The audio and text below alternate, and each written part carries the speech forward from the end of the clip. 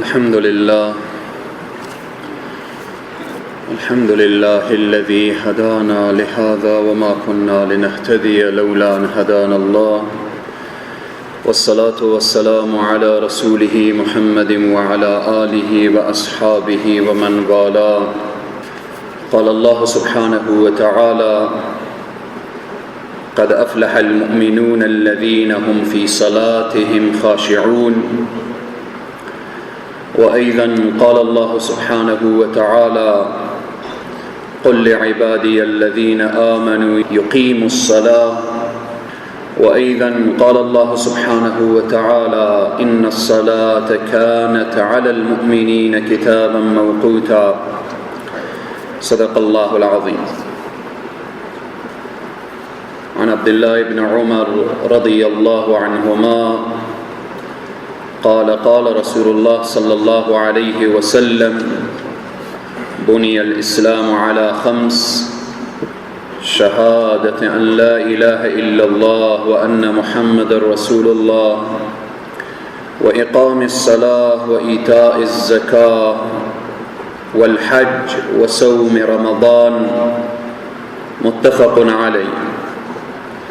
وأيضا قال النبي صلى الله عليه وسلم: رأس الأمر الإسلام وعموده الصلاة وذروة ثنامه الجهاد، أو كما قال: صدق النبي الكريم صلى الله عليه وسلم.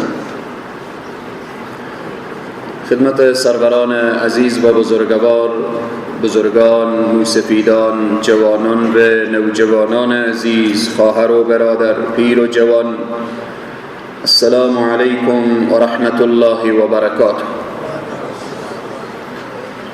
الله سبحانه و تعالی را سپاس گزاریم که برای من و شما توفیق عبادت و بندگی را عنایت فرمود. عزیزان و بزرگواران، بحث امروزی ما پیرامون اهمیت نماز، فواید نماز و عقوبت تارک الصلاة هست. امروزه می‌بینیم که بعضی از مسلمان ها غافل ماندن از مسئله نماز. چقدر انسان ها وقت نماز به تخت دکان خود نشسته هستند، مصروف بیع و شراء و خرید و فروش هستند. چقدر از مسلمان ها به خاطر عروسی و ختم قرآن و بالآخر در داخل تالارها یا از جماعت میمانند، یا نمازشان تأخیر میشه، یا نمازشان قضا میشه. و چقدر از جوانان مسلمان، پسر و دختر، میبینیم که در داخل پارک ها وقت نماز نشسته هستند و بالآخر با دنیای فانی و با سخنان لهو و لعب نشسته و قصه میکنن و نماز یا تأخیر میشه و یا نماز قضا میشه. و یا اینکه جوانانی در داخل کافی شاب ها و بالآخر این و آن نشسته‌اند و صدای اذان بلند میشه و گویا که اصلا اینها گوش نداشتن که صدای اذان را بشنوند. همه اینها عزیزان و بزرگواران، اینها اسبابی بود که من اشاره کردم که مرا وادار ساخت که ارتباط به نماز، اهمیت نماز، ارتباط به فواید نماز و از همه مهمتر عقوبت تارک الصلاة. کسی که نماز نخوانه چی جایگاهی داره؟ کسی که نماز نخوانه چی عذابی و چی وعیدی و بالآخر برایش و دامنگیرش میشه. بحث طولانی هست. انشاءالله کوشش میکنیم به خاطر که زودتر حل مطلب بشه و این حرف به گوش کسانی که نسبت به نماز خود غفلت می‌ورزند. در بین جامعه بعضی انسان‌های از خدا بیخبر که از دین و از اسلام بیخبرند چند روز قبل یک جوان گفت که من برای پسر عموی خود یا بالاخره پسر مامای خود یا یکی از خانواده خود وقتی من میگویم بیا نماز بخوان میگه که من عادت به نماز ندارم، نماز نمیخوانم. یا برادر دیگری گفت که من وقتی برای فلان قوم خود میگویم که شما بیایید نماز بخوانید، او میگه که شما خواندید چی شد که من بخوانم. این الفاظیه که عزیزان و بزرگواران الفاظ خطرناک هست. اهمیت نماز، اگر ما بخوایم فقط چندین جلسه پیرامون اهمیت نماز بگیم هنوزم کم گفتیم. اگر بخوایم پیرامون فواید نماز، فایده های نماز بگوییم هنوزم کم گفتیم. اگر بخوایم پیرامون عقوبت تارک الصلات بگوییم چندین هفته و چندین جلسه هنوز هم کم گفتیم. پس بناهن به طور خلاصه و فشرده این سه مبحث اشاره خواهیم کرد. اهمیت نماز، الله سبحانه و تعالی مؤمنین برای ما معرفی میکنه و بعد میگه مؤمنانی که اونها در رستگاری قرار دارن چه کسانی هستند؟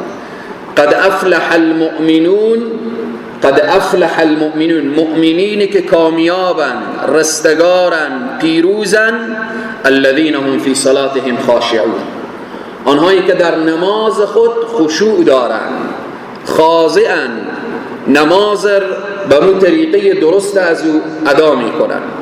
پس ما وقت نعمت ایمان نصیب ما شده، الله سبحانه و تعالی رستگاری شخص مؤمن را قید گذاشته بر چی؟ بر نماز هست عزیزان و بزرگواران. و او هم نمازی که انسان در اون نماز خشوع داشته باشه، در اون نماز خضوع داشته باشه، خدا ترسی داشته باشه، حضور قلبی داشته باشه. حدیث عبدالله ابن عمر رضی الله عنه که حدیث بخاری و مسلم هست، از پیامبر اکرم صلی الله علیه و سلم روایت میکنه، میفرمایند بنی الاسلام علی خمس، اسلام بنا شده بر 5 چیز. اول چیه؟ شهادتا ان لا اله الا الله و ان محمد رسول الله. و بعد میفرمایند و اقامت الصلاه، و اقام الصلاه، نماز بعد از توحید بیان شده، بعد از یکتاپرستی بیان شده، بعد از این که انسان به دایره اسلام که داخل شد اولین بحثی که مربوط به او میشه بحث نماز هست عزیزان با بزرگواران. ارتباط به اهمیت نماز اگر بخوایم گفتیم که آنقدر وقت به ما اجازه نمیده فقط فهرستوار بیان میکنیم. پیامبر اکرم صلی الله علیه و سلم میفرمایند بین الرجل و بین الكفر و الشرك ترک الصلاة.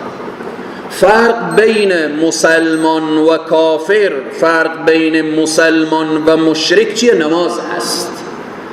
یک مسلمان اگر نماز خواند مسلمانه، اگر نماز نخواند نسبت به این حدیث پیامبر اکرم صلی الله علیه و سلم انسان از دایره اسلام بیرون میشه عزیزان و بزرگواران. خیلی مهمه فرق بین کافر و مسلمان همین نماز. این حدیث پیامبر اکرم صلی الله علیه و سلم هست. در آیه دیگه الله سبحانه و تعالی میفرماید قل بگو لعبادی الذین آمنوا، بگو به بندگانی که ایمان آوردن. بعد از ایمان چی اشاره میکنه؟ قل لعبادی الذین آمنوا یقیموا الصلاة، نماز را برپا میدارن. بعد از ایمان نماز هست. به مجردی که به اسلام کسی داخل میشه باید نماز بخونه. نمیشه گفت که من مسلمان هستم ولی نماز نمیخوانم. بیش از 70 جا در قرآن بحث نماز اقیموا الصلاة و آتوا الزکاة آمده. نماز را برپا دارید و به تعقیب اون زکات را مطرح میکنه. اقیموا الصلاة و آتوا الزکاة. در حدیث دیگر پیامبر اکرم صلی الله علیه و سلم نماز ستون دین بیان کردن. سقف این مسجد روی چی استاده هست؟ روی این ستون ها استاده ایه. اگر این ستون ها نباشه سقف مسجد میفته. اگر اسلامی که در اون نماز نبود، مسلمانی که در اون نماز نبود، دیگه برای از چیزی باقی نمیمانه. نبی مکرم اسلام میفرمایند رأس الامر الاسلام، رأس کارهای اسلام اینه که و عموده الصلاة، ستون از نماز هست عزیزان و بزرگواران.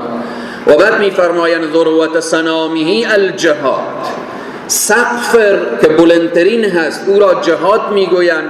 ستون که نقش اساسی داره نماز میگن، یعنی اگر کسی نماز نخواند ستونی دیگه در دین نیست، دیگه نمیتونه بالآخره ادعا بکنه که من روزه گرفتم و من زکات دادم و من حج رفتم و من بالآخره صدقه دادم و من جهاد کردم. و به این عزیزان و بزرگواران الله سبحانه و تعالی برای نماز وقت تعیین کرده. ان الصلاة كانت على المؤمنین کتابا موقوتا، نماز از خود وقتی داره، نماز از خود ساعتی داره، نماز از خود بالآخره ابتدا و انتهای داره.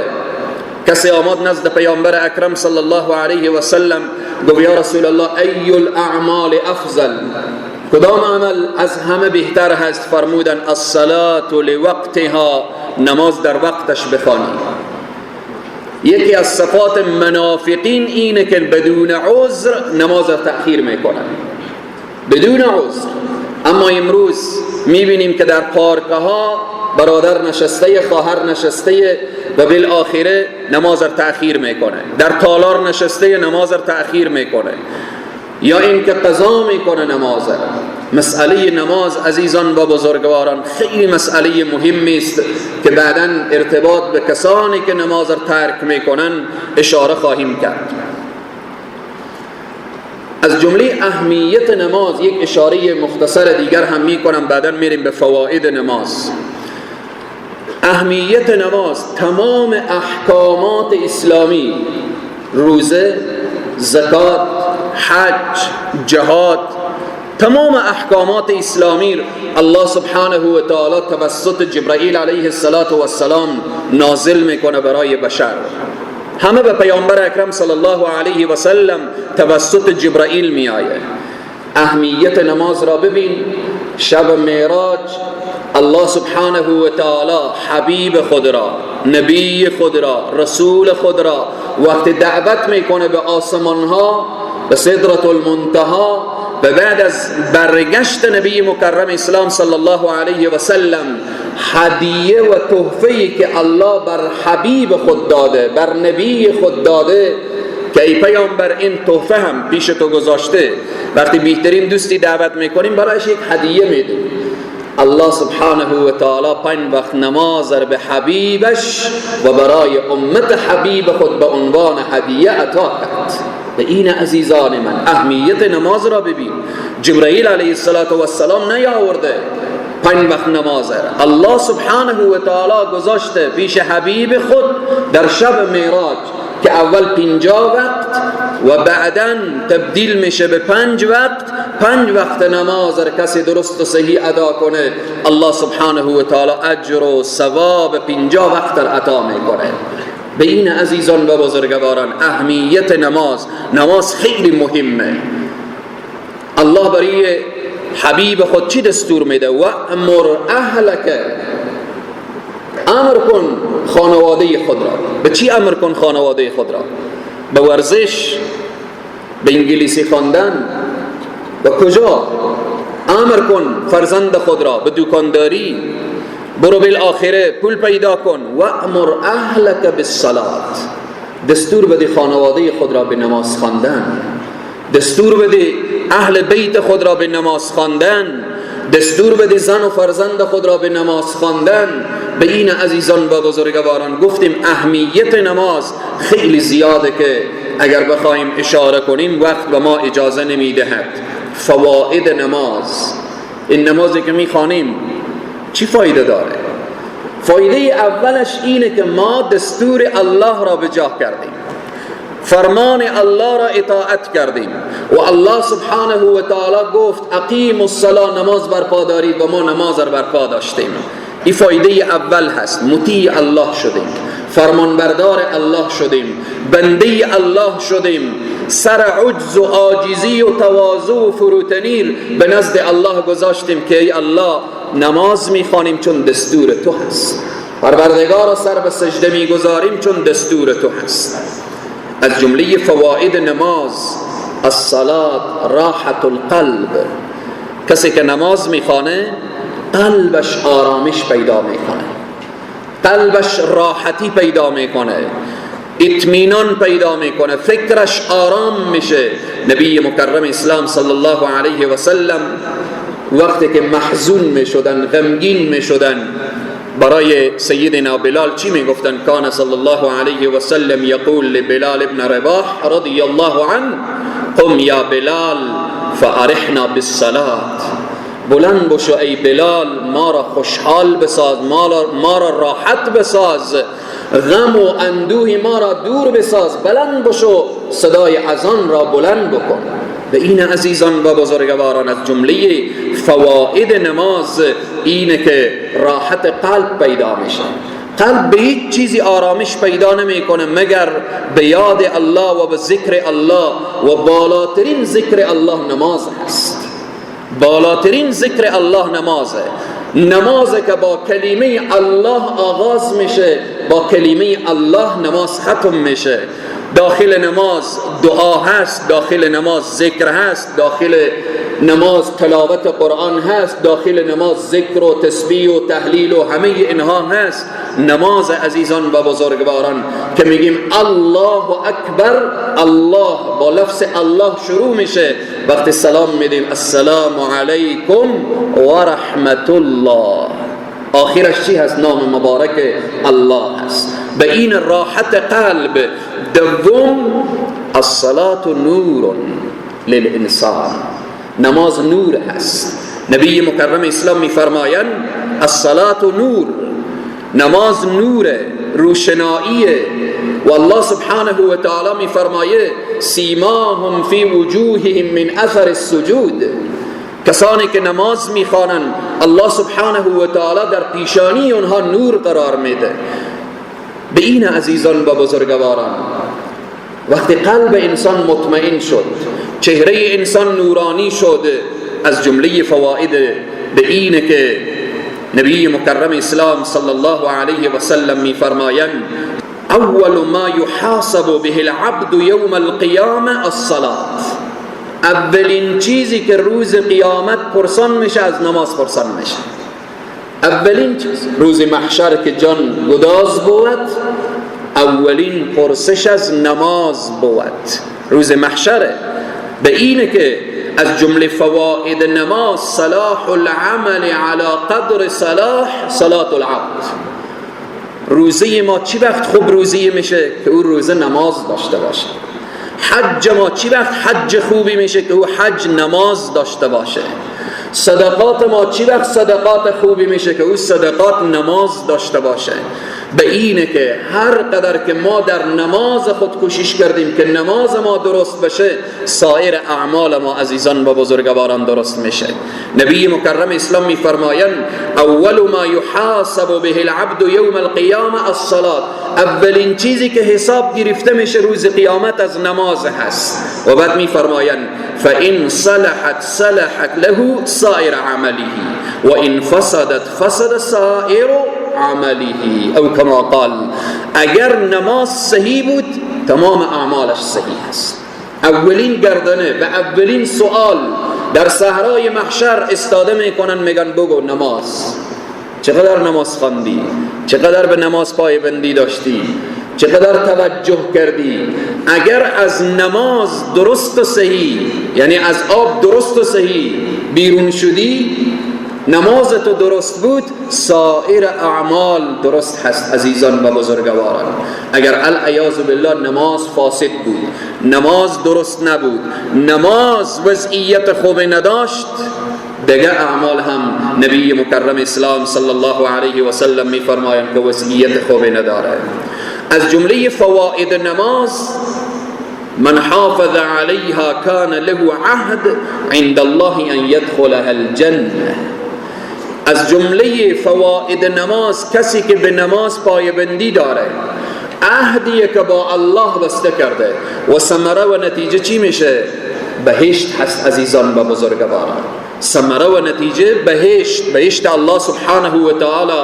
نبی مکرم اسلام میفرمایند من جاء بهن لم یضیع منهن شیئا استخفافا بحقهن كان له عند الله عهد ان يدخلها الجنه. کسی که نماز درست بخوانه، نماز خود را صحیح بخوانه، وضویش درست باشه، قیام و قعدش درست باشه و عهدی که با الله بسته و الله برایش گفته تو نماز را درست بخوان، من بهشت برای تو عطا میکنم، بهشت برای تو میدهم.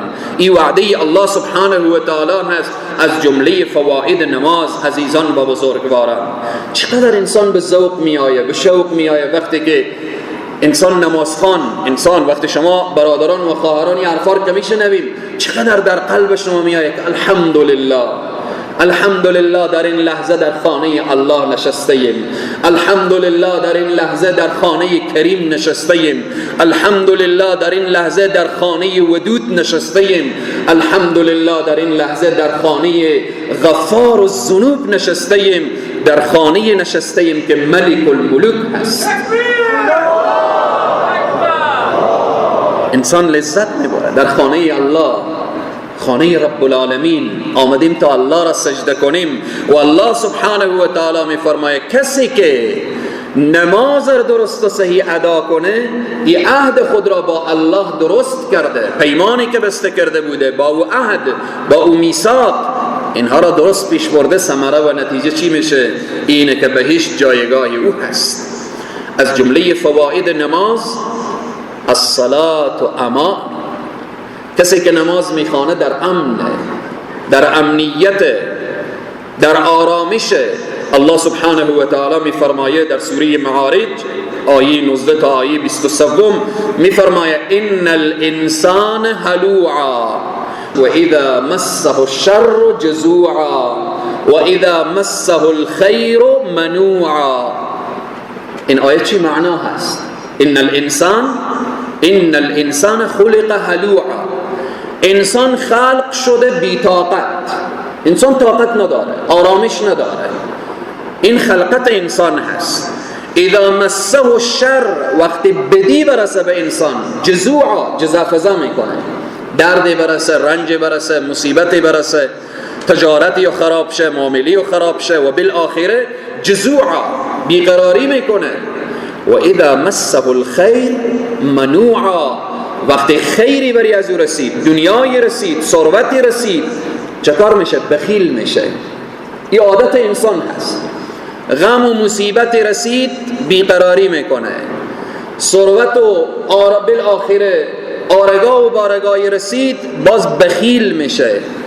حالا دوای این بی‌طاقتی، بیقراری، بخل، الله سبحانه تعالی میفرماید الا المصلین، مگر اونهایی که نماز میخوانند. انسان نمازخوان آرامش داره، بیقراری نداره. انسان نمازخوان چنین نیست که بالآخره حالت بی‌طاقتی و بیقراری و بینون داشته باشه. انسان نمازخوان هیچ وقت بخیل نمیشه. الا المصلین، کدام مصلین؟ الذین هم علی صلاتهم دائمون، او کسی که همیشه در نماز خود هست، پایبندی داره، نه اینکه یک وعده بخونه یک وعده نخونه. انسانی که نماز خواند از جمله فواید اینه که پاک میشه از این صفات. از کدام صفات؟ از صفاتی که بیقراری نمیکنه، بی‌طاقتی نمیکنه، بخل نمیورزه و با آرامش کامل زندگی میکنه. چی کسی؟ الا المصلین الذین هم علی صلاتهم دائمون. از جمله فواید نماز عزیزان و بزرگواران، نمازی که درست خوانده بشه انسان را از فحشا و منکر باز میداره. امروزه بین جامعه ما چقدر فحشا و منکر هست. به خاطر چیه؟ به خاطر چی؟ او کسانی که نماز نمیخوانه که نمیخوانه. حالا این کسی که نماز میخوانه، مسئله فحشا تنها مسئله زنا نیست. فحشا، زنا جزئی از مسئله فحشا است. الله سبحانه و تعالی وقتی میفرماید ان الصلاة تنها عن الفحشاء والمنکر، نماز شما را از فحشا و منکر باز می‌داره. نفر نماز میخوانه رشوت هم میخوره. چرا؟ نماز نخوانده، نمازی نبوده که بخوانه. نفر نماز میخوانه، میبینی دروغ میگه، غیبت میکنه، تهمت میزنه، سود داره میخوره و بالآخره ظلم میکنه، آدم میکشه، اختطاف میکنه، ده ها جرم و جنایت دیگر، کار زشت و ناروا انجام میده. بیایم اصل و اساس. الله میفرماید ان الصلاة تنهی عن الفحشاء والمنکر، نماز انسان را از فحشا و منکر باز میداره. العیاذ بالله دروغ هست، این کلام الله هست. پس ما نماز رو درست نخواندیم. کسی که رشوت میخوره و نماز میخوانه نماز درست نخوانده. از جمله فواید نماز اینه که انسان هر روز چندین مرتبه به حضور الله سبحانه و تعالی ایستاده میشه، با خداوند عهد و پیمان میبنده. عهد و پیمان میبنده که ای الله کارهای زشت در نمیکنم. هر روز در سوره فاتحه ما با خدا عهد میبندیم. چی میگیم؟ ایاک نعبد و ایاک نستعین. یا الله خاص تو را عبادت میکنیم، خاص تو را پرستش میکنیم. یا الله غیر از تو از دیگه کسی کمک و یاری نمیطلبیم. اهدنا الصراط المستقیم صراط الذین انعمت علیهم غیر المغضوب علیهم ولا الضالین. خدایا ما را به راه راست ببر. راه راست راهی کینه؟ راه نبیین و صدیقین و شهدا و صالحین. انبیا رشوت میخوردن، انبیا ظلم میکردن، نبیین بد اخلاقی میکردن، انبیا علیهم السلام العیاذ بالله کارهای زشت و ناروا را انجام میدادن. نه، هر روز میگیم اهدنا الصراط المستقیم، پروردگارا ما را ببر بر راه راست. راه راست کدام راهه؟ انعم الله علیهم من النبیین والصدیقین والشهداء والصالحین. راه شهدا، راه صالحین. پروردگارا ما را به این راه ببر. هر روز این در نماز دعای ما هست. اما میبینیم فرد نماز میخوانه دروغ میگه، نماز میخوانه ظلم میکنه، نماز میخوانه بیعدالتی میکنه، نماز میخوانه خواهر مسلمان بی‌حجابی میکنه، نماز میخوانه و بالآخر برادر مسلمان چشم چرانی میکنه. همه اینها عزیزان و بزرگواران، ان الصلاة تنهی عن الفحشاء والمنکر. نماز انسان را از کارهای زشت و ناروا پاک میکنه. چرا این انسانهایی که به گناه و معصیت و به رشوت و به قمار و به سود و به زنا و به شراب و به اینها آلوده هستند، خب بعضی وقت نماز هم میخوانند، چرا اینها را باز نداشته؟ اینها نماز را درست و صحیح نخواندن. نماز باید به اخلاص باشه. نماز باید به متابعت از سنت نبی کریم صلی الله علیه و سلم باشه. نمازی باشه که همچون سیدنا علی ابن ابی طالب و سایر صحابه رضوان الله علیهم اجمعین، او صحابه‌ای که زخمی شده بود، صحابه زخمی شده بود و بعد میخواستن تیر را از جان از او بیرون کنن، طاقت نمیشد. گفتن که طاقت بکن دیگه، وقت پیچکاری بیسی و اینها نبود. گفت که من به نماز استاده میشم، شما تیر را از وجود من بیرون کنید. وقتی در نماز استاده شد، الله اکبر، شروع کرد به خواندن سوره فاتحه، به حضور الله استاده شده. نماز را که سلام داد تیر را بیرون کرده بودن. نماز را که سلام داد گفت چرا تیر را از وجود من بیرون نکردید؟ من در نماز بودم، چرا تیر بیرون نشد؟ گفتن تو در رکعت اول بودی که ما تیر را بیرون کردیم، تو نفهمیدی و ندانستی. به این عزیزان و بزرگواران، خدا نکنه که حال بالآخره پشت پای ما چیزی، یک حشره کوچکی هم بچسبه، شاید نماز را بالآخره رها بکنیم. در این عزیزان و بزرگواران، یا در نماز استاده ایم، تمام هوش و فکر و حواس ما در یکی از مساجد امام سهوی شده بوده. وقتی که سلام داده، نماز عصر بوده، وقتی که سلام داده گفته که برادرها 3 رکعت خواندم یا 4 رکعت. این تر رو از این نگاه کرده، هیچ کس نفهمیده 3 رکعت شده یا 4 رکعت. بعد یکی از برادرها گفته که 3 رکعت شد. گفت آفرین ماشاءالله. کم یک نفرم به نماز بود، الحمدلله. تو چی فهمیدی که 3 رکعت شده؟ گفت من 4 تا دکان دارم، هم حسابا 3 دکان رو بکرده بودم که شما سلام دادیم دیگه به تا نماز. او مسکین هم از روی حسابا دکان خو فهمیده بوده که نماز 3 رکعت شده. به این عزیزان و بزرگواران، ما وقتی که به نماز استاده میشیم تمام حساب و کتاب و قرض و دکانداری و کار و بار و زندگی همه میآیدم رو. به خاطر چی؟ وقت مبارزه هست دیگه. شیطان میخواد که این نماز رو خراب بکنه.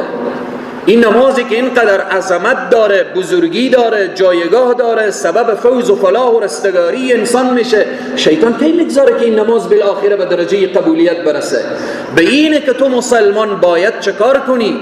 تمام هم و غم خود را بالاخره در وقت نماز به نماز داشته باشی که به مجردی که میگی الله اکبر، چی معنا؟ الله اکبر دستار بالا کنی، یعنی کل اشیای دنیوی بگذار پشت این دستها، الله اکبر بندا پشت سر. الله از همه بزرگتره، الله از همه بزرگتره. شروع میکنی به وصف الله: سبحانك اللهم و بحمدك و تبارک اسمك و تعالی جدك و لا اله غیرك. چقدر لذت میبره انسان. پاک است او ذاته که تو پاک هستی، مقام تو بلنده، شأن تو بلنده، عظمت تو، مقام تو، درجات تو ذاتی که هیچ کس به درجه تو نمیرسه. بعد شروع میکنیم بالاخره الحمدلله رب العالمین. تفکر و تدبر در نماز چقدر نقش داره و چقدر مهمه عزیزان و بزرگواران. یک لحظه استاده بشیم و فکر بکنیم که ما به حضور کی استاده هستیم. به حضور کی؟ پیش رئیس جمهور چی رقم میریم؟ باور کنیم وقتی که پیش رئیس جمهور بریم هیچ وقت همون کارگر نمیگه که ما خودم این لباسا کارگری خو میرم، میگم 5 دقیقه بگذاریم این لباسا رو عوض کنم، همین لباسا رو عوض کنم.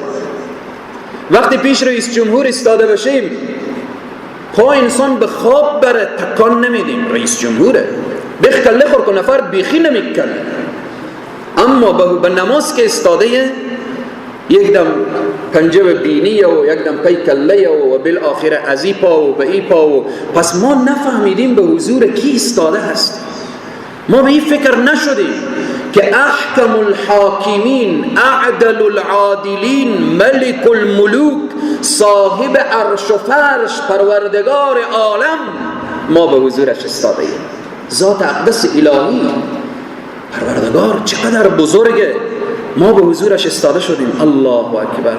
الله از همه بزرگتره، از همه هر چیزی که داریم، از زن و فرزند و دنیا و شرکت و بالاخره موتر و آرگاه و بارگاه و تمام اشیایی که ما داریم، پول و سرمایه‌ای که داریم. الله اکبر. الله از همه بزرگتره. الله وقتی از همه بزرگتر شد در قلب انسان همین فکر بیاید الله اکبر، پیش الله سرخم کردن چه لذت داره. در رکوع، در سجده، سمع الله لمن حمیده، ربنا ولک الحمد حمدا کثیرا طیبا مبارکا فی. تمام این مسائل دعا در نماز وقتی انسان فکر بکنه نماز میشه که ان الصلاة تنها عن الفحشاء والمنکر. این از جمله فواید نماز هست، از جمله فواید نماز. والله سبحانه و تعالی می فرماید یا ایها الذین آمنوا اتقوا الله و كونوا مع الصادقین. ای اهل ایمان شما به همراه صادقین باشین، یعنی صدق داشته باشین، راستی داشته باشین، صداقت شما خوب باشه. یک صدق و راستی با بندگان الله، یک صدق و راستی با الله. چقدر با الله صدق پیدا شده، یقین پیدا شده و باور پیدا شده که ما به حضور الله سبحانه و تعالی. از حضرت امام ابو حنیفه رحمه الله نقل که امام ابو حنیفه رحمه الله، امام بزرگوار، امام اعظم رضی الله عنه، یک شب تا صبح وقتی که قرآن رو تلاوت میکردن در نماز، یک شب از اول شب تا آخر شب همین آیه میخواندن و گریه میکردن وامتاز الیوم ایها المجرمون، وامتاز الیوم ایها المجرمون. روز قیامت هنگامی که گفته میشه مجرم ها جدا شوید از صف مؤمنان، امام ابو حنیفه در نماز گریه میکردن که یا الله در این لحظه که ما به حضور تو استاده ایم، در روز قیامت وقتی این صدا داده شد نعمان ابن ثابت اگر از صف مؤمنان جدا شد و به صف مجرمین استاده شد چه حالت خواهد بود. ببینیم ترس دوستان الله. در زمان امام ابو حنیفه رحمه الله دگان عالم بوده، دیگه شخصیت بوده. امروز که وقتی نزدیک به نصف امت اسلامی، یعنی قریب به 700 میلیون از امت اسلامی پیرو امام ابو حنیفه رحمه الله هستند، به خاطر چی هست؟ زهد و تقوا و خداترسی و خشیت و بالآخره اینها همه در وجود امام ابو حنیفه رحمه الله بود که امام ابو حنیفه ساخته شد. در نماز گریه می کردن وامتاز الیوم ایها المجرمون. نبی مکرم اسلام صلی الله علیه و سلم یک شب تا به صبح به نماز استاده بودن و گریه می کردن، به این آیه را می خواندن: ان تعذبهم فانهم عبادک و ان تغفر لهم فانک انت العزیز الحکیم. پروردگار، اینها بندگان تو هستن، اگر عذاب کنی اینها را و اگر اینها را ببخشی، پروردگار تو غفور و رحیم هستی. ام المؤمنین عایشه میفرماید که یا رسول الله، شما اینقدر به نماز استاده میشوید که پاهای شما ورم میکنه. میفرمایند آیا من بنده شکرگزار الله نباشم؟ رحمت للعالمین سر به سجده میگذارن، سجده اینا به اندازه قیام اینا طولانی هست که حضرت ام المؤمنین عایشه میفرماید پای رسول الله را تکان میدادم که ببینم زنده هستن یا در سجده شاید قبض روح شده باشن. سجده های طولانی، رحمت للعالمین که الله گناهان ما قبل و ما بعدشان را بخشیده بود، چنین سجده ها می کردن. امروز ما چقدر در سجده های ما طولانی هست، چقدر در نماز ما خضوع و خشوع هست. به این عزیزان و بزرگواران، نمازی که درست خوانده نشد، نمازی که به خضوع و خشوع خوانده نشد، نمازی که متابعت از رسول الله نبوده، این نمازی نمیشه که انسان را از فحشا و منکر باز بداره. چقدر انسان‌ها دوچار گناه هستن نماز می‌خوانند، چقدر انسان‌ها دوچار رشوت و غیبت و تهمت و بهتان و افترا هستند و باز هم نماز می‌خوانند. به اینه که ما باید متوجه نماز خواندن خود باشیم. نبی مکرم اسلام صلی الله علیه و سلم می‌فرمایند صلوا کما رأیتمونی اصلی. چنان نماز بخوانید که گویا که مثل که من نماز خواندم. نماز ما هر وقت همچون نماز پیامبر اکرم صلی الله علیه و سلم شد، این نمازی میشه که ان الصلاة تنها عن الفحشاء والمنکر. قاضیایی که امروز رشوت میخورن نماز نمیخوانن، سارنوالایی که رشوت میخورن نماز نمیخوانن، اونهایی که نوکری یهود و نصارا میکنن نماز نمیخوانن. بله، در قرآن وقتی نگاه کنیم خب منافق هم نماز میخوان. نماز منافق: ان المنافقین یخادعون الله وهو خادعهم واذا قاموا الى الصلاة قاموا كسالا یراؤون الناس ولا یذکرون الله الا قلیلا. منافق وقتی که طرف نماز حرکت بکنه کسالا، کسلانه، دلی نمیشه، خود قاز میکشه، بالاخره این عادت منافقه به طرف نماز. نبی مکرم اسلام میفرمایند قرة عینی، روشنایی چشم من، خنوکی چشم من در چیه؟ در نماز هست. اما منافق و کسلان برمیخزن. در حدیث دیگر نبی مکرم اسلام میفرمایند دو نماز برای منافق خیلی سخته، نماز صبح و نماز عشاء. برای منافق سنگینی میکنه. پس از این آیه و از این احادیث فهمیدیم که منافق نماز میخوانه اما به کسلان نماز میخوانه، به کسالت نماز میخوانه. چرا نماز میخوانه؟ یراؤون الناس، نماز میخوانه تا مردم رو ببینن. ولا یذکرون الله الا قلیلا، ذکر الله هم داره، الله هم ذکر میکنه منافق، اما اندک و قلیل. به این عزیزان و بزرگواران، نمازی که انسان را از فحشا و منکر باز نداشت، نمازی که انسان را از رشوت و از قمار و از زنا و بالآخره از غیبت و تهمت و بهتان و افترا باز نداشت، این نمازی نیست. این نمازی نخوانده که این نماز به دردش بخوره. هر نمازی که من و شما میخوانیم، در روایات میاره که وقتی نماز شما سلام میدیم، نماز حرکت میکنه روی به طرف آسمان ها، بالا میره دیگه. درجات و اعمال انسان با آسمان که میرسد اونجا جای چکه، فیلتره. خب این نماز ریا بوده یا خالصانه و مخلصانه؟ اگر نماز شخص ضایع کرده بود، اگر نماز را به طریق درست و صحیح نخوانده بود، اگر در نماز خضوع و خشوع نبود، اگر در نماز للهیت نبود، دروازه آسمان به روی باز نمیشه. برایش گفته میشه برو پایین، برو و بالاخره و کسی که تو را ضایع کرده برو او را نفرین بکن.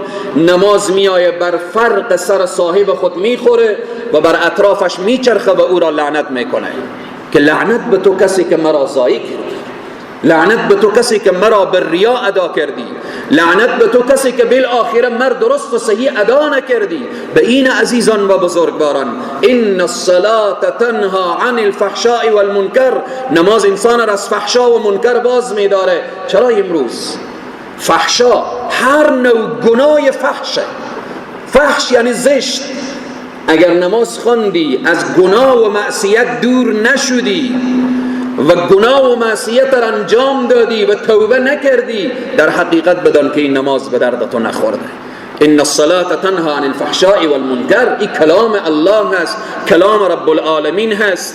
به این عزیزان و بزرگواران خیلی جاها میبینیم ظلم، ستم، بیعدالتی. نماز هم هست، نفر نماز میخوانه جنس رو میفروشه، 10 روپیه خریده میده و 100 روپیه جنس بدل رو میفروشه، دواهای تاریخ تیر شده میاره، اجناس تاریخ تیر شده میاره، غذاها و آذوقها و بالاخره اینهایی که تاریخهای تیر شده میاره، نمازم میخوانه. اینا کار زشته. چرا این کار از کار زشت منع نکرده؟ به خاطر که نماز درست و صحیح نخوانده. ان الصلاة تنها عن الفحشاء والمنکر. عزیزان و بزرگواران، از جمله فواید نماز اینه که نماز گناهان را چه کار میکنه؟ میسوزانه. معصیت نبی مکرم اسلام صلی الله علیه و سلم در حدیث میفرمایند، این حدیث امام طبرانی در معجم خود بیان میکنه و میفرمایند نبی مکرم اسلام که عبدالله ابن مسعود روایت میکنه از پیامبر اسلام قال تحترقون آتش برافروختید، آتش برافروختید. برافروختن آتش چیه؟ هر گناهی که انسان انجام میده بر خود آتش افروخته. هر گناه، یک دروغ کسی میگه خود را در آتش نزدیک کرده، غیبت کرده خود را در آتش نزدیک کرده. هر گناهی که انسان انجام میده آتش را بر خود افروخته. میفرمایند تحترقون فاذا صلیتم الفجر غسلتها. الله اکبر. ببینیم لطف الله، مرحمت الله، مهربانی الله. کسی که گناه بکنه و معصیت کنه، نماز صبح که خواند، گناههای ما قبلش چکار میشه؟ شسته میشه، پاک میشه. ادامه حدیث میفرمایند ثم تحترقون فاذا صلیتم الظهر غسلتها. انسان گناه میکنه، نمیشه کسی بگه من گناه نکردم و گناه نمیکنم. هر کس گناه میکنه، نافرمانی الله هر انسانی که کرده. مهم اینه که انسان توبه کنه. بعد از این که آتش را افروخت یعنی خود را به جهنم نزدیک کرد، بعدا نماز الظهر میآیه. نماز الظهر که میخوانه چکار میشه؟ ثم غسلتها، پاک میشه، همه شسته، همه اون سیاهی ها و روسیایی ها را از خود دور کرده. و بعد نبی مکرم اسلام میفرمایند ثم تحترقون فاذا صليتم العصر غسلتها، ثم تحترقون فاذا صليتم المغرب غسلتها، ثم تحترقون فاذا صليتم العشاء غسلتها. 5 وقت نماز انسان را چنین پاک میکنه. عزیزان و بزرگواران، کسی در شب گناه کرده، به شرطی که نماز صبح به همون اخلاص و به همون طریقه درست ادا کرده باشه، غسلتها، الله سبحانه و تعالی او را از گناه پاک میکنه. نماز ظهر خوانده، بین فجر و ظهر یعنی از صبح تا به چاشت گناهی کرده، خود را بالاخره به آتش جهنم نزدیک کرده بوده، و مجردی که نماز ظهر میخونه رسول الله میفرمایند غسلتها، عصر میخونه غسلتها، مغرب میخونه غسلتها، عشاء میخونه غسلتها، ثم تنامون فلا یکتب علیکم حتی تستیقظوا. الله اکبر. شب وقتی که میخوابه تا صبح که بیدار میشه، وقتی که خواب دیگه هیچ گناهی از او سر نزده، وقت خواب بوده. به این عزیزان در حدیث دیگر نبی مکرم اسلام میفرمایند، مسلم روایت میکنه، میفرمایند ارأیتم لو ان نهرا بباب احدکم یغتسل منه كل یوم 5 مرات. کسی به دروازه خانه او جوی آب باشه، جوی آب باشه. امروزه که جوی آب نیست، امروزه که جوی آب نیست، بالفرض جوی آب باشه. حالا امروز مثال حمام رو بیان میکنیم. کسی به دروازه خانه و حمام باشه، به دروازه خانه و حمام باشه، در شبانه روز 5 مرتبه بره حمام، روز 5 مرتبه شخص بره به حمام، نبی مکرم اسلام میفرمایند هل یبقى من درانه شیء؟ آیا چرک در وجود از او باقی میمانه؟ از شما برادران میپرسم، کسی روز 5 دفعه بره به حمام، روز 5 مرتبه بره به حمام، خود رو بشوره، چرک در وجودی باقی میمانه؟ ابدا. روز 5 مرتبه کسی بره به حمام، نبی مکرم اسلام میفرمایند بعد صحابه فرمودن قالوا لا یبقى من درانه شیء. صحابه گفتن یا رسول الله دروازه خانه نهری باشه، آبی باشه، قطعا چرکی کثافتی در وجود نمیمانه. رسول معظم اسلام فرمودن فذلك مثل صلوات الخمس یمحو الله بهن الخطایا. کسی که 5 وقت نماز خود را ادا میکنه، مثل که 5 دفعه خود را بشوی چرک نمیمانه. 5 وقت نماز را کسی ادا کنه، اثری از گناه در وجودش نمیمانه. این عزیزان و بزرگواران، فواید نماز زیاد هست. از جمله فواید نماز فایده های اجتماعی داره. 5 وقت نماز، نماز جمعه، نماز عیدین، از حال همدیگر واقف میشیم، همدیگر رو میبینیم. در هر محل و منطقه‌ای که مسجدیه میبینیم که فلانی در مسجد نیامد، پرسان میکنیم فلانی مریضه، فلانی چی مشکلات داره، چرا در مسجد. همه اینها از جمله فواید نماز هست. نبی مکرم اسلام میفرمایند کسی که نماز جمعه رو میخوانه، از این جمعه تا جمعه گذشته، الله سبحانه و تعالی تمام گناهان صغیری از او میبخشه. شما برادرانی که امروز به نماز جمعه هستیم، نماز جمعه را ادا میکنیم، از جمعه گذشته تا به امروز هر گناه صغیری که کسی انجام داده باشه و برکت این نماز جمعه الله کل گناهان صغیری طول هفته الله میبخشه. این از برکت نماز هست، از فواید نماز هست. عزیزان و بزرگواران، از جمله فواید نماز از نبی مکرم اسلام سوال کردن یا رسول الله در روز قیامت امتها زیاد هستند، امتها زیادن، امت حضرت آدم و امت حضرت نوح و حضرت ابراهیم و حضرت موسی و حضرت عیسی و بالاخره همه انبیا. شما امت خود را چگونه میشناسید؟ در صحرای محشر از آدم تا به خاتم و تا به قام قیامت به بین تمام انسانها فکر بکنیم. همین الان در دنیا 7 میلیارد انسان زندگی میکنه، 1.5 میلیاردی مسلمانه. اگر همین کل 7 میلیارد در یک دشت بالاخره جمع بشن، دشت طولانی باشه، 1.5 میلیارد بین 5.5 میلیارد معلوم نخواهد شد.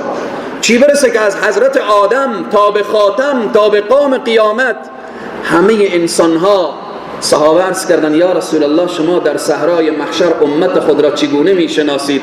نبی مکرم اسلام فرمودن ان امتی یدعون یوم القیامه غرا محجلین من اثر الوضوء او کما قال. در روز قیامت من امت خود را چنین میشناسم که دست و پا و چهره اونها منوره و میدرخشه از برکت وضوئی که به خاطر نماز گرفته شده. فکر بکنید که در می دشت حضرت خایست 5000 نفر جمع بشه، به بین 5000 نفر 100 نفر از چهره اینا دست و پای اینا چراغ باشه، همیت گروپ باشه، معلوم نمیشه. در روز قیامت نبی مکرم اسلام میفرمایند امتم از غر محجلین، از دست و پای نورانی که میدرخشه و او هم از اثر وضوئی که به خاطر نماز گرفته شده. به همین که از یکی از صحابه بعضی از سیدنا ابو هریره روایت میکنن، میگه وقتی حرف رسول الله زدن این صحابه وقتی که وضو میساخت، خب طریق مسنونه اینه که تا به همین جا بالاخره وضو گرفته بشه، تا به همین به اصطلاح من و شما زنگوچه میگیم یا بالاخره آرنجی که گفته شده. اون صحابه میگه تا اینجا دست خود را میشوشت، گفتن چرا چنین میکنی؟ گفت یا رسول الله دوست دارم که تا به اینجا در صحرای محشر نور باشه. به این عزیزان و بزرگوار، امروزه بعضی وضو میسازن، میبینی چی رقم وضو میسازه؟ به یک گلاس آب فقط دور مثل که روی خود چرب کرده باشه و بالآخره فورا حرکت میکنه و بالآخره وضوی تو در صحرای محشر نور هست، نماز تو در صحرای محشر برهان هست، دلیل هست. باید خیلی به وضو و به نماز خود دقت داشته باشیم. از جمله فواید نماز مسئله حل مشاکل. یک برادر چی میگه؟ من مشکلات دارم، چه کار کنم؟ کدام دعا رو بخوانم که مشکل من حل بشه؟ این سوال بعضی از جوانها میکنن، بعضی از خواهران سوال میکنن خیلی مشکلات دارم داخل خانواده، کدام دعا رو بخوانیم که مشکلات حل بشه؟ الله میفرمایه واستعینوا بالصبر والصلاة. با مشکل روبرو میشی، وضو از 2 رکعت نماز بخوان. نماز که حل مشکلات هست. نماز هر مشکلی که داری، 10 بجه روز، 2 بجه روز، 2 شب، هر وقت وضو ساز، 2 رکعت نماز بخوان با خضوع با خشوع. بعد از اینکه نماز خلاص شد دعا کن، سر به سجده دعا کن، به همون مشکلی که داری دعا کن. به عربیت نداری، به فارسی دعا کن، به سر به سجده به فارسی دعا کن. در نمازهای نافله هیچ مشکلی نداره، سر به سجده بگذار و بالآخره آن خواسته که داری، حاجتی که داری، مشکلی که داری با الله سبحانه و تعالی راز و نیاز کن. الله وعده کرده که وقت شما استعانت و کمک بجوییم به توسط و وسیله نماز، الله سبحانه و تعالی مشکلات شما را حل میکنه. عزیزان و بزرگواران، فواید نماز زیاد هست. قبل از این که عقوبت را اشاره کنم، 2 رکعت سنت صبح فرضی و سر جای خود. 2 رکعت نماز سنت صبح چقدر ارزش داره؟ ارزش 2 رکعت نماز سنت صبح پیامبر اکرم صلی الله علیه و سلم میفرمایند 2 رکعت سنت نماز صبح به اندازه چی؟ خیر من الدنیا و ما فیها. الله اکبر. 2 رکعت نماز سنت صبح به اندازه دنیا و ما فیها ارزش داره، به اندازه دنیا و ما فیها. اگر یک روز جلوتر اعلان بکنن بگن بم چوک گلها امی صبح به هر نفر 10,000 افغانی میدن، ساعت 4 صبح چند نفر به چوک گلها حاضر خواهد شد؟ اگر بگن $5,000 میدن، چند نفر حاضر خواهد شد؟ اگر بالفرض بگن که به هر نفر $5,00,000 میدن، به چند بجا حاضر میشه؟ $5,00,000 در مقابل دنیا و ما فیها هیچ چیه؟ دنیا و ما فیها، آنچه که در دنیا هست از ذخایر و معادن و ثروت و طلا و بالآخر تمام پوله هایی که در بانک ها گذاشته، همه اینها یک طرف. رسول الله میفرمایند 2 رکعت سنت صبح یک طرف هست.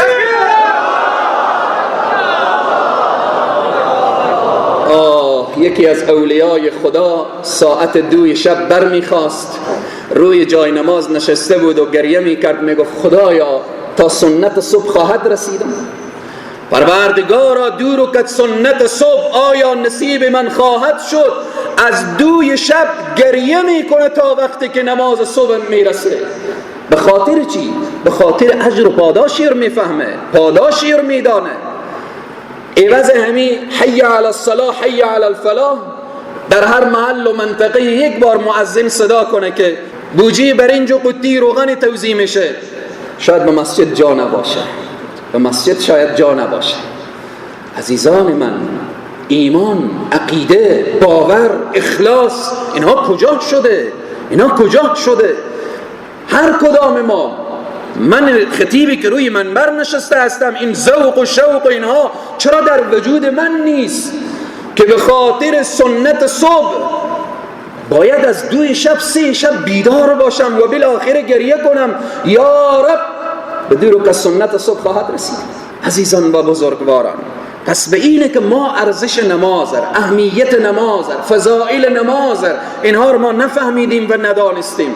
صحابه وقتی به نماز استاده می شدن، پرندگان می آمد بلند سر اونها می نشست، اونها را فکر می کرد که اینها یک چوبی هستند، یک تنه درخت بالآخر استاده. به حضور الله سبحانه و تعالی چنین استاده بودن. نزدیک نماز میرسید، یکی از اولیای خدا چهره رو تغییر میکرد. سوال کردن چرا چهره شما تغییر میکنه؟ گفت 10 دقیقه بعد باز به حضور الله استاده میشم، روحی نیست که به حضور الله باشم. چگونه به حضور ذات اقدس الهی استاده باشم و من سر تا پا تقصیر و گناه و اینقدر الله را حاضر و ناظر در اعمال خود میدانستند. امروزه عزیزان من، نمازهای ما 10 رکعت نماز به چند دقیقه خوانده میشه؟ انتهای که طول بکشه 10 دقیقه، هر رکعت 1 دقیقه. الله اکبر، الحمد لله رب العالمین، ولا الضالین، قل هو الله احد کفوا احد، الله اکبر، یعنی ولا الضالین و الحمد و فاتحه و اینها.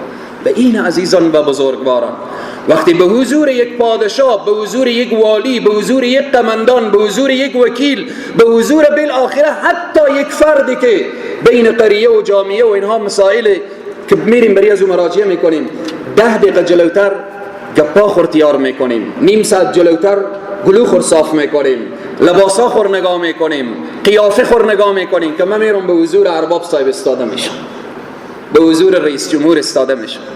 ذات اقدس الهی ملک الملوک.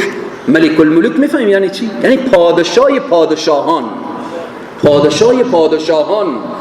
اون لحظه ای که الله صدا میکنه لمن الملک اليوم، لمن الملک اليوم، پادشاهی امروز از آن کیست؟ هیچ کس صدا، نه پادشاه عربستان صدا خور بالا میکنه، نه پادشاه بالاخره فلانستان و فلانستان و فلانستان، همه بالاخره در زیر خاک پنهانن. لمن الملک اليوم، لله الواحد القهار. پادشاهی از آن کیست؟ از آن او ذاتی که واحده، یکتای، واحده، قهاره، همه جا بالاخره غالب، غلبه داره. عقوبت تارک الصلات. تو کسی که در تالارها می نشینی و نماز یا قضا می کنی یا تأخیر می کنی، گوش کن. تو کسی که در پارک ها نشسته ای و بالاخره نماز تأخیر می کنی یا اینکه قضا می کنی، گوش کن. تو کسی که در کافی شاپ ها نشسته ای و بالاخره متوجه نماز خود نیستی و نماز را قضا میکنی، گوش کن. تو کسی که به نوعی از انواع خواهر و برادر مخاطب میکنم، گوش کن. تو کسی که میگی بالاخره من به نماز عادت ندارم، یا العیاذ بالله تو کسی که میگی دیگران که نماز خواندن چی کردن که من نماز بخوانم، گوش کن به عقوبت تارک الصلات که نبی مکرم اسلام و الله سبحانه و تعالی ارتباط به تارک الصلات چی فرمودن؟ ائمه بزرگوار ارتباط به تارک الصلات چی دیدگاه ها دارن؟ گوش کن. تو کسی که به نماز غفلت میکنی، امیدوارم شما عزیزان این پیام رو برسانیم به او کسانی که نماز نمیخوانن، به او کسانی که از نماز غافل هستند و او کسانی که نسبت به نماز سستی و تنبلی و بالاخره این و اون دارن. امام ابو حنیفه رحمه الله میفرمایند کسی که نماز قصداً ترک میکنه و بالاخره نماز نمیخوانه باید حبس بشه، بندی بشه تا داخل زندان بمیره، یا این که بالاخره عهد و پیمان ببنده که دیگه نماز قضا نمیشه. امام شافعی، امام ابو حنیفه میفرمایند شخص کافر نمیشه با ترک نماز. این نظر امام ابو حنیفه هست، ولی داخل زندان باید بمیره. نظر امام مالک و امام شافعی رحمه الله میفرمایند شخصی که نماز نمیخوانه کافر نیست، اما باید یقتل، کشته بشه. حکومت اسلامی باید انسان بینماز رو بکشه، کشته بشه. این نظر امام مالک و امام شافعی رحمه الله هست، میگن کافر نمیشه. اما نظر امام احمد ابن حنبل رحمه الله میفرمایه و اشاره میکنه که کسی که نماز نمیخوانه کافر هست، باید کشته بشه، غسل داده نشه و در قبرستان مسلمان ها هم باید دفن نشه. این نظر امام احمد رحمه الله هست. جمهور علما به این نظر بالاتفاقن که اگر کسی منکر نماز بود، اگر کسی گفت که دیگران خواندن چی شد که من بخوانم، اگر کسی گفت که من عادت به خواندن ندارم، و اگر کسی منکر نماز بود گفت که نمازی وجود نداره، تمام احکامات اسلامی اجرا کنه فایده نداره. این شخص نظر به جمهور علمای شخص کافر هست. این قول ائمه بزرگوار و اینها بود. نبی مکرم اسلام میفرمایند من ترک الصلاة متعمدا، کسی که نماز را قصداً ترک بکنه، برئت منه ذمة الله و رسوله، الله و رسول از او شخص بیزار هستند. در ذمه یعنی در گردن الله و رسول هیچ حقی نداره. در حدیث دیگر نبی مکرم اسلام میفرمایند العهد الذي بیننا و بینهم الصلاة فمن ترکها فقد کفر. عهدی که بین ما و بین اونهایی که بالآخره قرار دارن چی هست؟ نماز هست. رسول الله میفرمایند کسی که نماز را ترک بکنه فقط کافر شده این انسان. به اینه الله سبحانه و تعالی میفرمایه یوم یکشف عن ساق و یدعون الى السجود فلا یستطیعون خاشعة ابصارهم ترهقهم ذله وقد كانوا يدعون الى السجود وهم سالمون. الله در روز قیامت برای مشرکین چی میگه؟ برای مشرکین میگه سجده کنیم یلا. مشرکین چه کار؟ سجده کرده نمیتوانند. کسی که در دنیا الله را سجده نکرده در آخرت سجده کرده نمیتوانه. الله میفرماید خاشعة ابصارهم، چشمان اینا پایین میفته، و ترهقهم ذله، خار و ذلیل میشن در آن روز. وقد كانوا يدعون الى السجود وهم سالمون، وقت سالم بودن، تندرست بودن، در دنیا بودن، الله را سجده نکردن، در آخرت از اون سجده‌ای که الله دستور میده اونها محروم میشن. در آیه دیگه الله میفرماید فخلف من بعدهم خلف اضاعوا الصلاة واتبعوا الشهوات فسوف يلقون غیا. کسی که نماز را ترک میکنه الله میفرماید فخلف من بعدهم، چقدر اینها خلف بدی بودن، اینها انسانهای ناخلف بودن، فرزندان بدی بودن که بعد از پدران باقی ماندن. پدرانشان که نماز میخواندن، چرا اینها نماز نمیخوانن؟ کسی که نماز نخوانه مفته به دام شهوات. آمدن پیش یکی از اولیای الهی، یکی از سلف صالح پرسان کردن.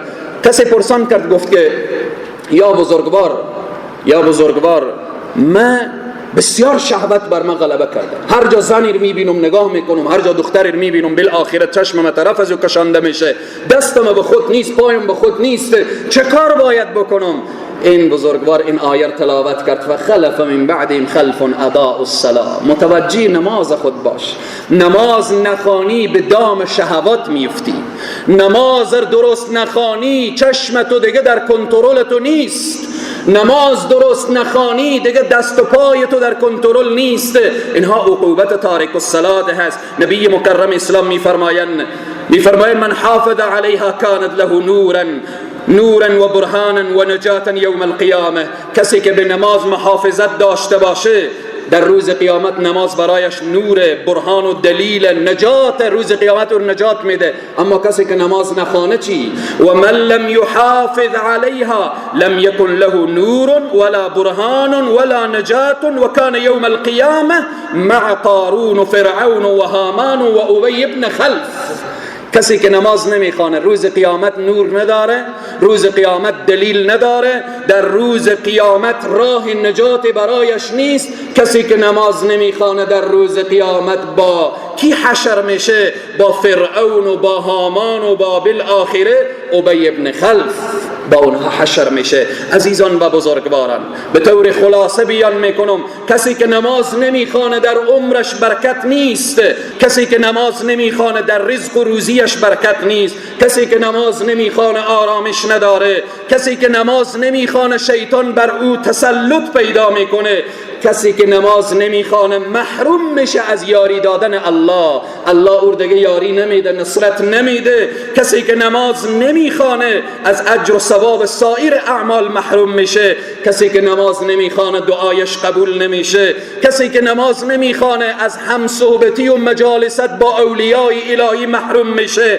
کسی که نماز نمیخوانه لحظه مردن گرسنه میمیره. کسی که نماز نمیخوانه حسن خاتمه نصیبش نمیشه، در حالت سو و در حالت ذلت و خواری از دنیا میره. کسی که نماز نمیخوانه تشنه از دنیا میره، ولو که دریاهایی که در دنیا هست بنوشه بازم از دنیا تشنه میره. کسی که نماز نمیخوانه قبر برایش تنگ میشه. کسی که نماز نمیخوانه در قبر الله آتش بر او مسلط میکنه که او را از بین میبره و میسوزانه.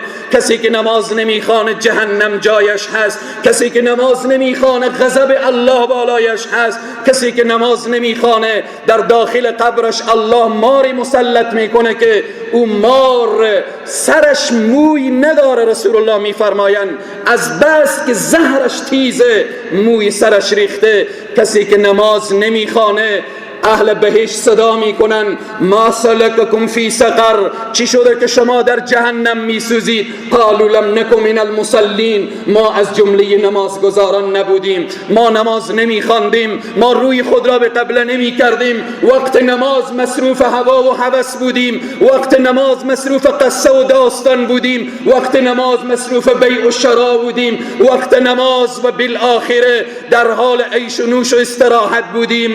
این صدا و ندای جهنمیان هست عزیزان و بزرگواران.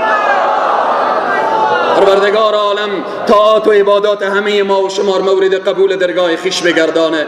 بار اله پروردگارا ما وضو ساختیم، در خانه تو آمدیم و نماز میخوانیم، از تو میخواهیم که این نماز ما را نماز کامل بگردان. پروردگارا نماز ما را نماز خاشع بگردان. پروردگارا در نماز برای ما خضوع و خشوع عنایت بفرما. پروردگارا اونهایی که از تو غافلن، پیر و جوان، زن و مرد، اونهایی که نماز نمیخوانند، بار اله پروردگارا به برکت این جمع پروردگارا اونها را هدایت بفرما. پروردگارا پنبه های غفلت از گوشهایشان بیرون بگردان. پروردگارا در خانه تو آمدیم، تو طاعات و عبادات ما را قبول بفرما. پروردگار اونهایی که طلب دعا نمودن، مشکل دارن، مشکلاتشان را حل بفرما. ای بار اله پروردگارا مریض دارن، مریضشان را شفای عاجل و کامل عنایت بفرما.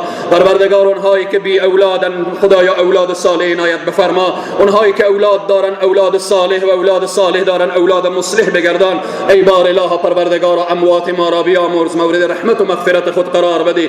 پروردگار این جمعیت در روز قیامت در زیر سایه عرش خود قرار بده. ای بار اله پروردگار این خانه توست و این بندگان تو هستند. پروردگارا از هر کدام عرق میریزه، پروردگارا به این گرمی آمدن تو را سجده کنن. ای بار اله پروردگارا از گرمای صحرای محشر محفوظ بدار. پروردگارا اون روزی که بعضی انسان ها تا کلک پا در عرقن، پروردگارا اون روزی که بعضی انسان ها تا زانو در عرقن، آن روزی که بعضی تا به سینه در عرقن، آن روزی که بعضی از سرشان عرق بلند میره، پروردگارا این جمعیت در زیر سایه عرش خود پذیرایی بگردن. پروردگارا پذیرایی بفرما. پروردگارا دستان ما به طرف تو دراز است. پروردگارا این عرقی که این عزیزان در خانه تو میریزانن، پروردگارا این سبب روشنایی قبر ما بگردان. پروردگارا قبور ما را که هنوز از دنیا نرفتیم، در هر جایی که قبضه خاک هست، خدایا قبور ما را روضة من ریاض الجنه بگردان. پروردگارا قبور اموات ما را روضة من ریاض الجنه بگردان. پروردگارا این جمع مورد رحمت و مغفرت خود قرار بده. بزرگان و موسفیدان ما را حفظ بفرما. پروردگارا جوانان و نوجوانان ما را حفظ بفرما. پسر و دختر ما را حفظ بفرما. یا حی یا قیوم یا ذا الجلال والاکرام. اللهم اغفر موتانا وموتى المسلمين وسلم مسافرنا ومسافر المسلمين واشف مرضانا ومرضى المسلمين واقض حاجاتنا وحاجات جميع المؤمنين. اللهم ربنا آتنا في الدنيا حسنة وفي الآخرة حسنة وقنا عذاب النار وقنا عذاب القبر وقنا عذاب يوم القيامة واحشرنا مع المتقين والأبرار. يا حي يا قيوم يا ذا الجلال والإكرام. وصلى الله تعالى وسلم على خير خلقه محمد وعلى آله وأصحابه أجمعين برحمتك يا أرحم الراحمين.